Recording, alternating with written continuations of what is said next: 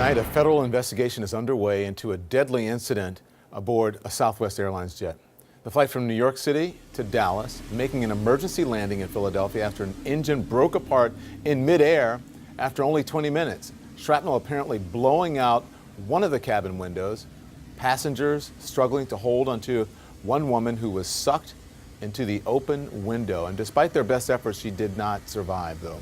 I want you to listen to this. This is just some of the communications between the cockpit and air traffic control.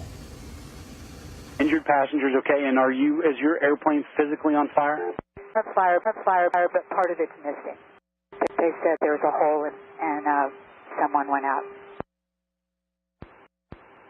I'm sorry, you said there was a hole and somebody went out? Southwest 1380, it doesn't matter. We'll work it out there. Joining me now is Marty Martinez. He was a passenger on that flight. Thank you so much. I can't believe this. This must have been terrifying for you. How are you doing? I'm doing a little bit better. You know, I've been fortunate to get a lot of loved ones that have reached out, and you know, I finally have had a little bit of time to myself tonight, and I just feel very lucky to be alive. Take me through this. When you realized something was wrong, what happened? What did you do? So, you know, I take a lot of flights, and, you know, it was just a regular standard flight. You know, I'm used to the short 3-hour trip from Dallas to New York, and, you know, I didn't think anything different.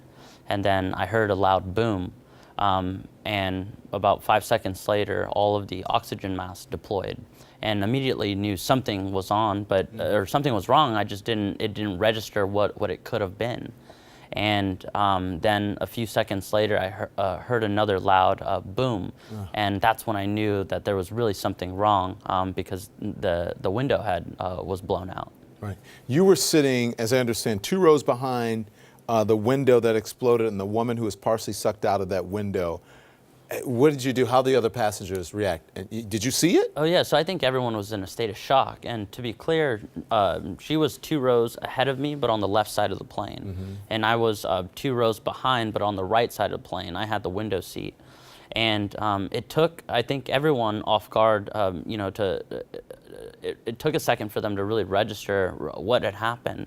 And the minute the flight or the window had blown out, I knew that we were in really bad trouble. Yeah.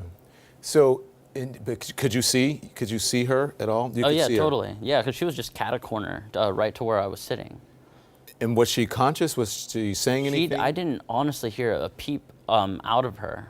From the minute it happened, you obviously heard shrieks and screams, but I never actually heard anything from her. How far out of the plane, do you know?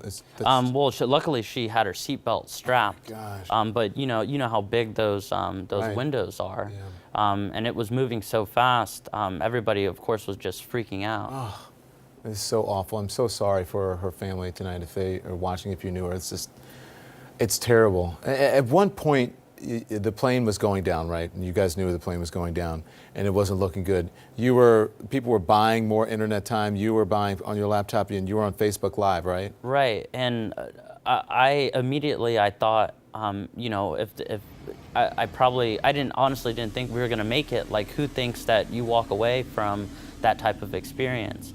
And all I could think of was needing to communicate with, you know, my friends and family and loved ones back home. And so, as a marketer, I'm always, you know, thinking about social and using that as a means. But really, all I was as a means to communicate. But all I was thinking about is how I could get messages out to, you know, to the people I loved.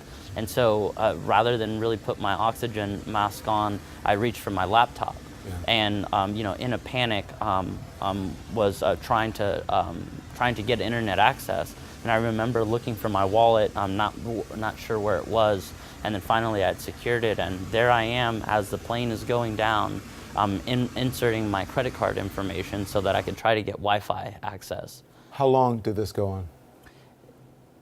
It felt like maybe several minutes, you know, and I kept inputting the wrong information in a panic. And you said earlier, you told a CNN producer that the landing was so violent you thought it was a crash and you thought you weren't going to make it? No, not at all. You know, we were going down like no one walked. If you're going through that experience, you never think you're going to walk away from it. And then you hear on the intercom a panic, you know, brace for landing, brace for landing. And I look to my right out the window and I see a city that I wasn't familiar with. And come to find out later it was Philadelphia. But as we're going down, I have no idea, are we near a runway? I see the tops of Philadelphia, the top of the buildings, and are we going to crash into, you know, into these skyscrapers? Are we going to land on a runway? I was completely unclear. What the reaction once you landed? What did passengers do? Oh, everyone was crying, you know, around us. You know, I flew with a colleague, and I'll never forget like his level of focus on just communicating like via text to his pregnant wife back home.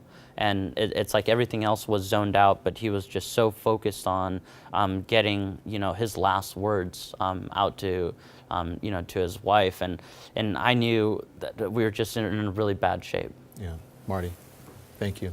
Of course. Glad that you're okay, and of course, our thoughts and prayers again for the woman who was killed. Thank you for coming in. Thank you. Appreciate it.